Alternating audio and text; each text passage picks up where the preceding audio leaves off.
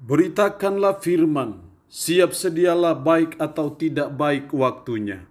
Shalom, puji Tuhan, oleh kemurahan Tuhan kita berjumpa lagi dalam renungan harian di hari ini. Firman Allah berkata, manusia hidup bukan dari roti saja, tapi dari setiap firman yang keluar dari mulut Allah.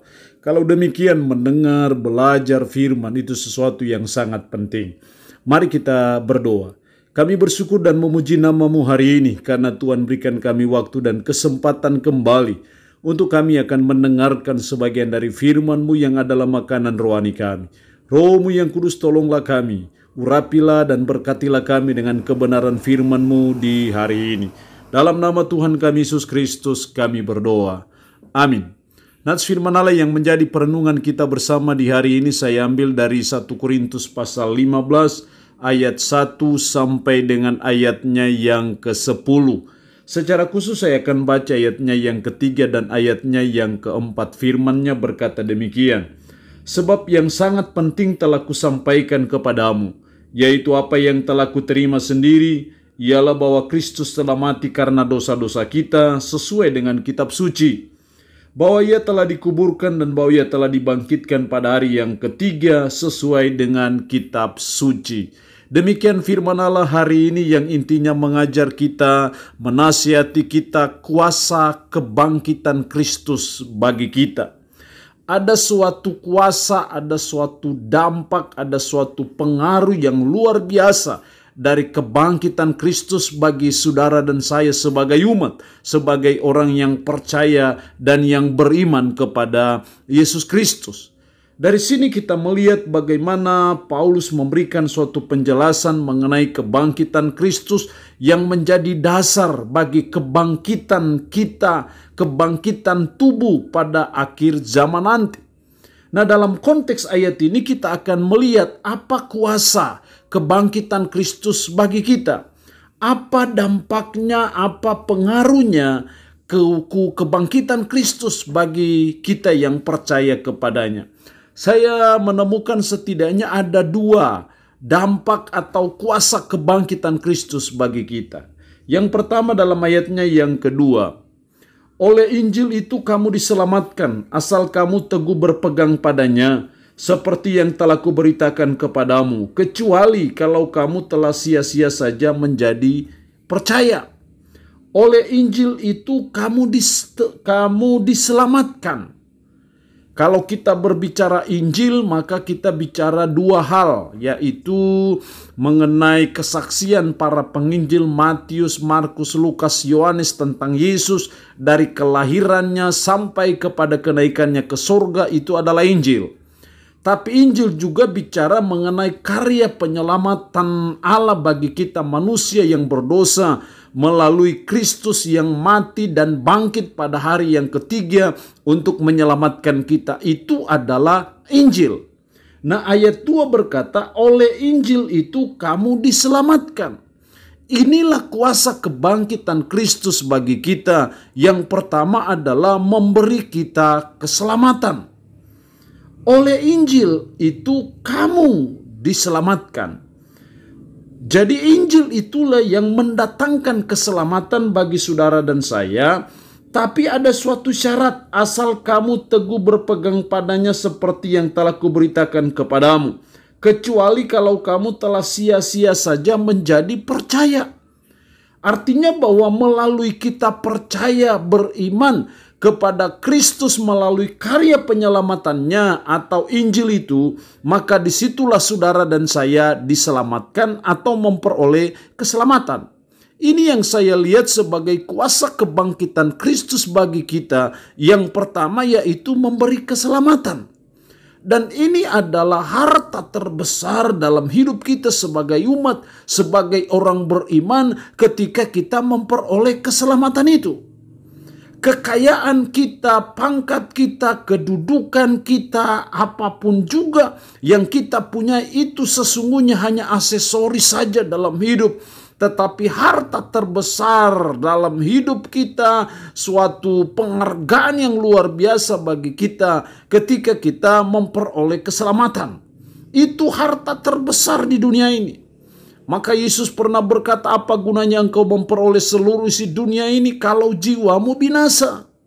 Artinya bahwa keselamatan jiwa kita jauh lebih berharga dari seluruh isi dunia ini. Dan itu yang sudah dikerjakan oleh Kristus melalui kematian dan kebangkitannya dari antara orang mati, yang memungkinkan dan menggaransi saudara dan saya yang percaya beriman kepada Dia, kita memperoleh keselamatan. Itu kuasa kebangkitan Kristus bagi kita. Tanpa kebangkitan Kristus maka tidak akan ada keselamatan. Tanpa ada kebangkitan Kristus maka percumalah, sia-sialah bila saudara dan saya percaya ataupun beriman kepada Dia. Tetapi kebangkitan Kristus itu jelas karena Dia menyatakan diri setelah Dia bangkit, disaksikan oleh 500 orang lebih yang menjadi saksi mata kebangkitannya. Karena itu kebangkitan Kristus itu suatu fakta sejarah yang tidak bisa dipungkiri. Dan kuasa kebangkitan Kristus itu yang pertama yang memberi kita keselamatan, dan ini merupakan berkat terbesar dalam hidup kita sebagai umat Tuhan. Yang kedua, kuasa kebangkitan Kristus bagi kita. Ayat 10, tetapi karena kasih karunia Allah, aku adalah sebagaimana aku ada sekarang. Dan kasih karunia yang dianugerahkannya kepadaku tidak sia-sia. Sebaliknya aku telah bekerja lebih keras daripada mereka semua. Tetapi bukannya aku, melainkan kasih karunia Allah yang menyertai aku. Paulus di sini memberikan suatu kesaksian bagaimana Paulus mendapat suatu penglihatan ketika dalam perjalanannya ke Damsyik bertemu dengan Kristus dalam penglihatan.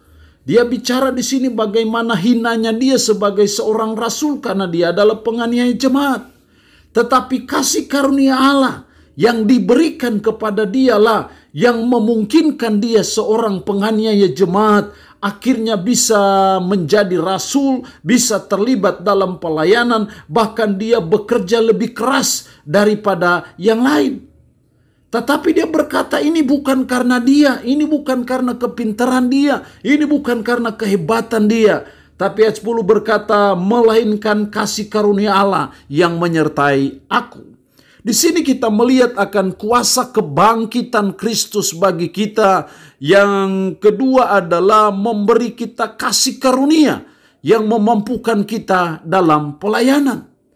Kasih karunia itu tidak hanya menyelamatkan saudara dan saya, tapi kasih karunia juga yang memampukan saudara dan saya bisa bekerja keras, yang membuat sehingga kita bisa terlibat dalam pelayanan dan kita bisa melayani dengan baik, melayani dengan efektif. Itu semua karena kasih karunia Allah yang dicurahkan bagi saudara dan saya. Kasih karunia Allah yang menyertai saudara dan saya itu diberikan oleh karena kebangkitan Kristus bagi kita. Jadi kuasa kebangkitan Kristus bagi kita yang kedua adalah memberi kita kasih karunia yang memampukan kita dalam pelayanan, dalam tugas dan tanggung jawab kita. Itu semua karena apa? Karena kasih karunia. Ibarat kasih karunia itu seperti charger. Ketika HP kita sudah low, maka itu harus dicas. Dan ketika dicas, maka HP itu bisa digunakan kembali. Kasih karunia itu yang mencharger kita, yang mencas kita, memberi kita kekuatan, memberi kita kemampuan, sehingga kita bisa melayani, kita bisa bekerja keras dalam pelayanan, dan akhirnya bisa efektif dan bisa menjadi berkat. Itu semua karena apa? Ada kasih karunia yang diberikan Tuhan kepada saudara dan saya, dan itu terjadi karena kuasa kebangkitan Kristus bagi kita. Jadi kuasa kebangkitan Kristuslah yang memungkinkan kita memperoleh kasih karunia, dan kasih karunia itu dibutuhkan. Karena itu yang memampukan kita, menolong kita dalam kita melaksanakan tanggung jawab pelayanan kita sebagai umat, sebagai orang percaya. Allah yang punya firman ini memberkati kita dengan firman-Nya di hari ini. Amin. Mari kita berdoa. Puji syukur untuk kebenaran firman-Mu hari ini yang mengajar kami akan kuasa kebangkitan Kristus bagi kami. Itu memberi kami keselamatan. Itu memberi kami kasih karunia yang memampukan kami dalam pelayanan. Roh-Mu yang kudus, tanamkanlah, meteraikanlah firman Allah dalam hati dan pikiran kami. Dan sanggupkan kami untuk kami bisa melakukan firman ini dalam hidup kami sehari-hari. Hamba mohon berkat Tuhan bagi umat-Mu yang boleh mendengarkan renungan harian di hari ini. Berkat jasmani, berkat rohani Tuhan curahkan dalam hidup mereka. Umat-Mu yang sedang dalam keadaan sakit, tambah berdoa dalam nama Yesus. Dijamah Tuhan, disembuhkan Tuhan dari sakit penyakit yang diderita. Terpujilah nama-Mu ya Tuhan. Dalam nama Tuhan Yesus Kristus kami berdoa. Amin. Shalom. Tuhan Yesus memberkati kita semua.